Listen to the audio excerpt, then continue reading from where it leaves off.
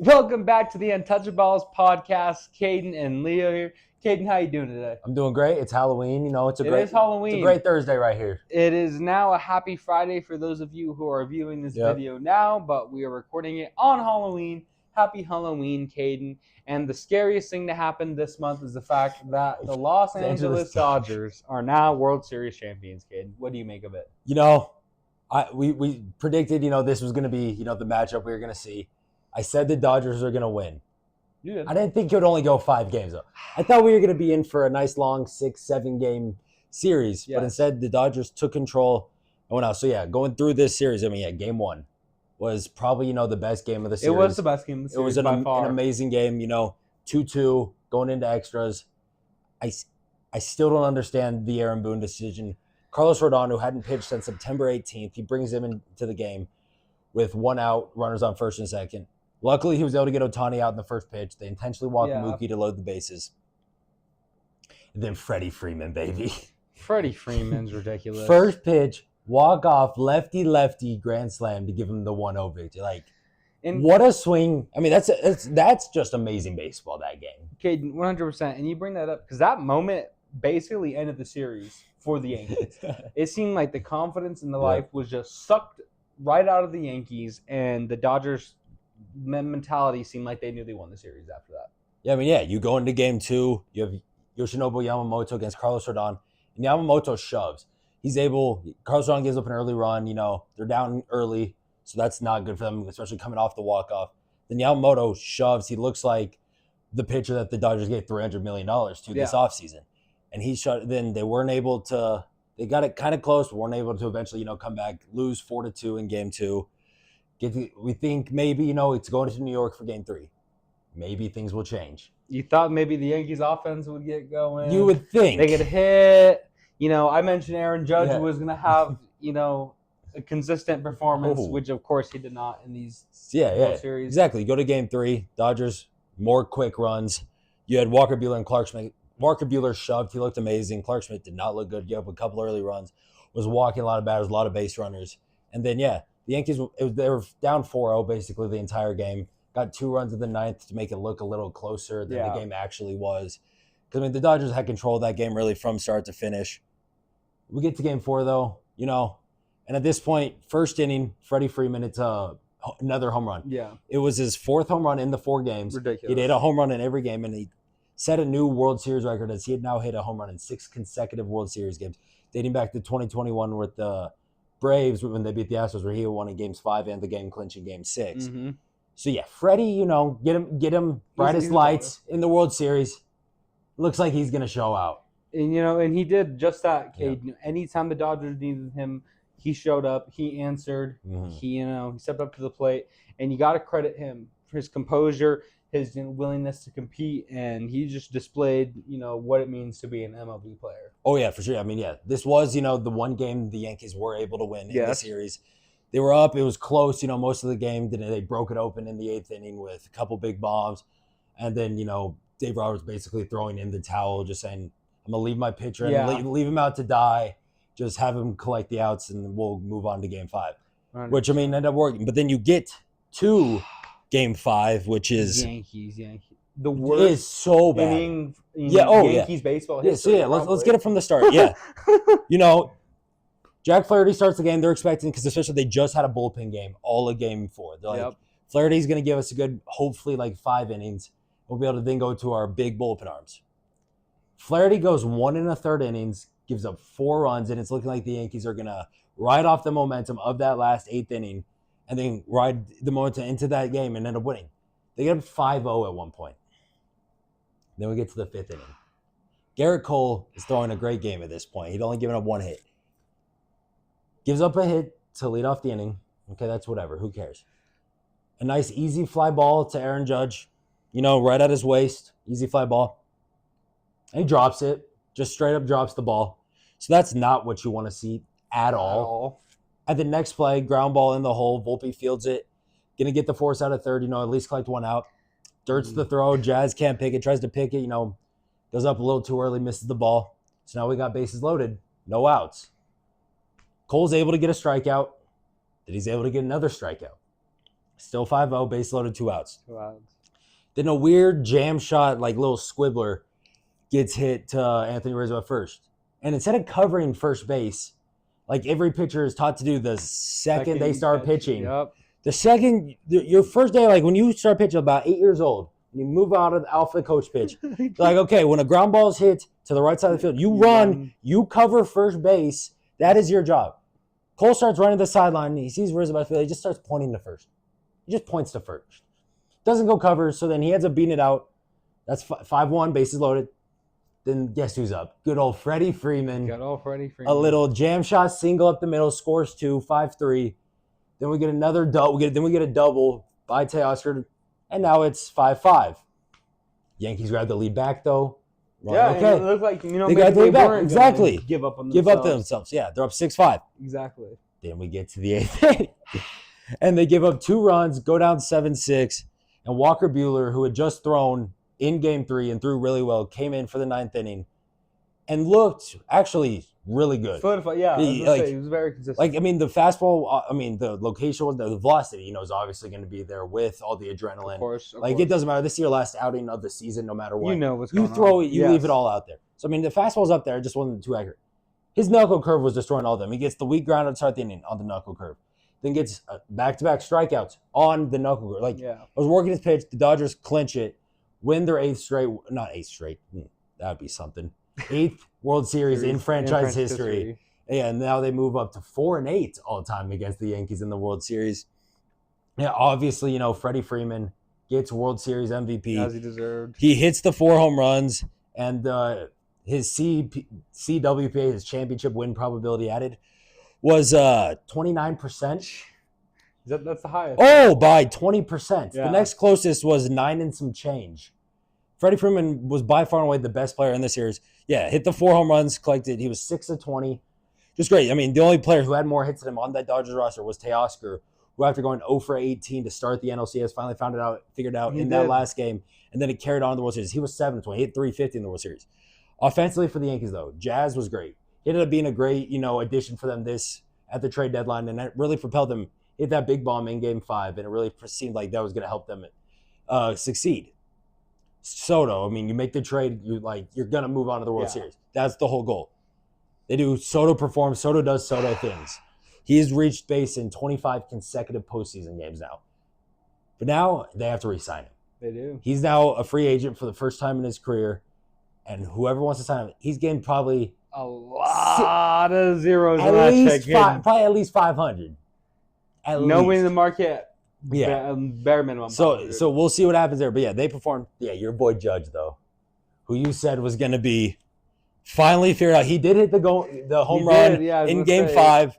Make it look good. Then he had dude, still though for the whole postseason he had under 200. In the World Series he had under 150. You can't I know we'd already harped on this, but you can't do that. Yeah, and that's when you're the best player on the best team in the American League. You can't suck it up every single postseason. This is every year of his career now. He has sucked in the postseason. Something's got to change with him when the lights get bright in October. Good point, Caden, but that's going to be a next year issue. Yep. Let's talk about now some of the award winners capping off the MLB season.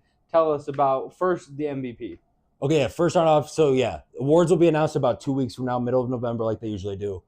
MVP, everyone knows who's going to win. They were both in the World Series.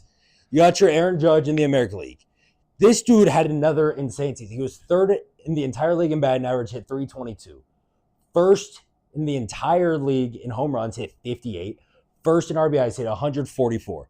He had a 10.8 B-WAR season, which is absolutely ridiculous when you look at it. And still didn't show up in the playoffs. Still didn't show up, but no, it's true. He's by far and away probably the best hitter in baseball in the regular season. 100%. He had a 1.159 OPS, which was good enough for a 223 OPS plus. Both those numbers led the league. So he's going to win his second MVP. He's the captain in New York for a reason. Yeah. We really would like to see, those numbers translate in October more. Really help. I'm glad to see the Yankees lose. I can't stand their fan base. I can't stand the Dodgers fan base. I can't stand the Dodgers fan base more. I hate both those fan bases and their teams. But, Judge, I like him a lot as a player. He's really good. when he's healthy, he's the best hitter on the planet. Yeah. Now in the NL, you have the best player in the world. Shohei Ohtani had the first ever 50-50 season. This is a year where he's rehabbing from his second Tommy John surgery. Strictly a DH. Ridiculous. Hits 310, 54 home runs, 56 stolen bases, puts up 9.2 WAR. Like, this dude's insane. Also had a 1. OPS, a 190 OPS plus, which led the NL. Yep. These two are they are the top 2 players of baseball. They are. And now next year, coming off this World Series, you're going to have Shohei Ohtani back in your rotation. Better. You're going to have him more healthy and also pitching for you, which we saw the last time he was healthy pitching. He is it's not like a gimmick like when he pitches. No. He's a very legit starting pitcher who throws upper 90s with a nasty sweeper and a nasty splitter. I don't good luck for any other player in the NL to win the MVP. It's basically that simple. 100%. Now then we'll move on to, which award will be announced first, which is the Rookie of the Year. Yes. We have a discussion in both leagues. In my eyes, the NL shouldn't be a discussion. I think it should easily be Paul Skeens who wins the award. This dude, the number 1 pick last year, comes up right away. He goes 11-3, which I know I agree, though. Pitcher wins don't matter. That's a team thing. Yep. But in 23 starts, 133 innings, he had a sub-2 ERA. He had a 1.96 ERA, which is incredible, especially that's basically in today's day and age. It's about 20 innings short of what people consider a full season's of work. He did this as a rookie who throws 100, nasty slider, good changeup. He had 170 strikeouts in that 133 innings. His FIP was a 2.45, which is great. I mean, it's obviously, you'd assume it's going to be worse than the 1.96 ERA because it doesn't take into account any defense. Yeah. Either way, he is by far and away easily a top 10 pitcher in baseball. If you disagree, you're just wrong or you don't know baseball. But, I mean, Jackson Merrill, who is his competition, people are saying could easily win the award. And I can see the argument, but I don't agree. Team success, especially for a Rookie of the Year award, I agree. Does not matter at all. People are saying just because he was on starting for a playoff team in the Padres, they should. No. Skeens is your number 1 or number 2 on he's at worst a number 2 on every MLB roster. Jackson Merrill is a great player. Put a 4.5 WAR, hit 292, had 24 bombs. All that's incredible as a rookie. He had a really good year, and I think he's a very deserving second place finisher.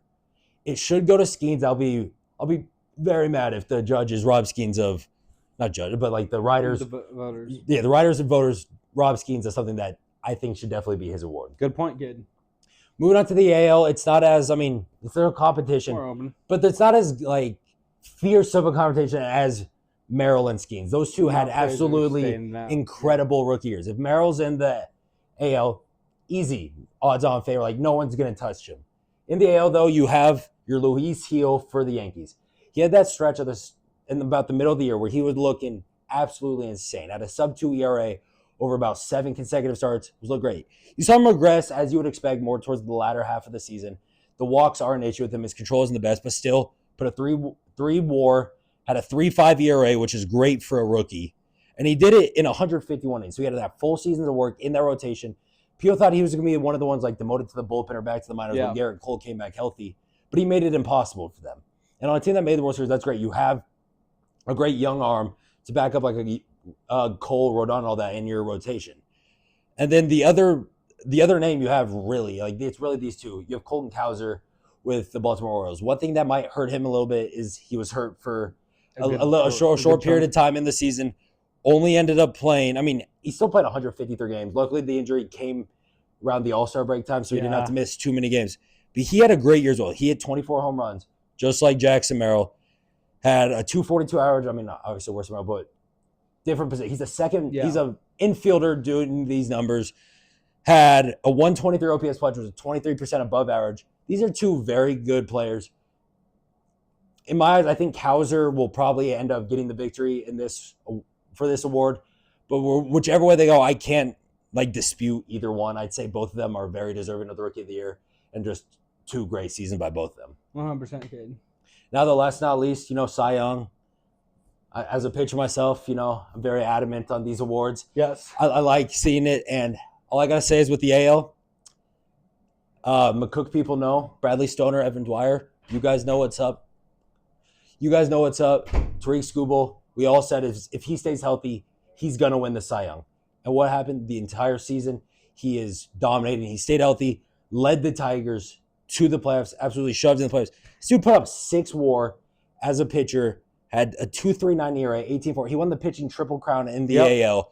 He had a 2.39 ERA in 192 innings, which is a lot of innings, especially in today's world where we see a lot of pitchers only throwing 5, 6 innings. With the change in how pitchers are being used, Cade, that's a very good point to bring up. AJ Hinch, whenever he was in, he made sure to ride out Skubal because he knew Skubal didn't care about the pitch count. He'd throw 90 to like 110 pitches, get you 5 to 7 innings of quality starts, give you a sub-3 ERA.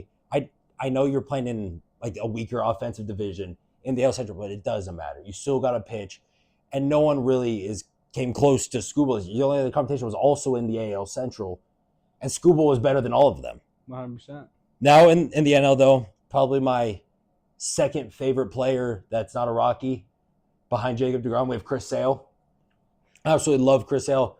One of my favorite players in baseball. And dude, he gets traded from the Red Sox after a brutal couple years where it was bad performances, a lot of injuries. And just not much success. No, exactly, yeah. And then, though, he gets traded for Jared Kelly. It looked like, or no, not for Jared Kelly, for Orlando Arst, Von Grissom. There we go. The other Orlando Arst and Von Grissom get mixed up in my head sometimes, but it was literally a one-on-one swap. Here's Chris Sale. We'll take your intriguing prospect in Von Grissom and see what we can do. And I mean, it was a great trade for Braves because when they can get like some veteran guy, you think maybe it's going to be a great pickup for them. You think this could end up going really well for them. What does Chris Sale do? Stays healthy for the first time in years. Goes 18-3, 2.38 ERA. Also won the pitching triple crown for the NL. Also a 6 WAR season. Him and Skubal were, neck and neck in their stats the entire. Like if it was a one league Cy Young, kind of like every other sport, it would be a very fierce debate between the two because both of them are absolutely incredible. I mean, it sucked that Chris Sale had the back problems that forced him to miss out on pitching the playoffs. That really could help the Braves maybe win that wild card series over the Padres. Yeah. I mean, who knows what would happen after that. But either way, it's great. He's finally getting to Cy Young after all these years of finishing top 3 but never winning with the White Sox and at the start of his Red Sox career. It's awesome to see that he's finally going to get that recognition as the best pitcher of baseball and win that Cy Young. 100%, Caden. It was another terrific MLB season, and that is the official close on baseball season. Don't forget to keep following to look at our UFC, our basketball, NBA, and as well as our NFL and college football talk. And, of course, we'll mention some hockey as we get closer towards those playoffs. Caden, what do these people need to do before they leave? Make sure to like and subscribe, turn on those post notifications on YouTube, follow our social medias. Yeah, we've got a lot of content coming your guys' way. 100%, most definitely. Thank you all for listening, and we'll see you all next time.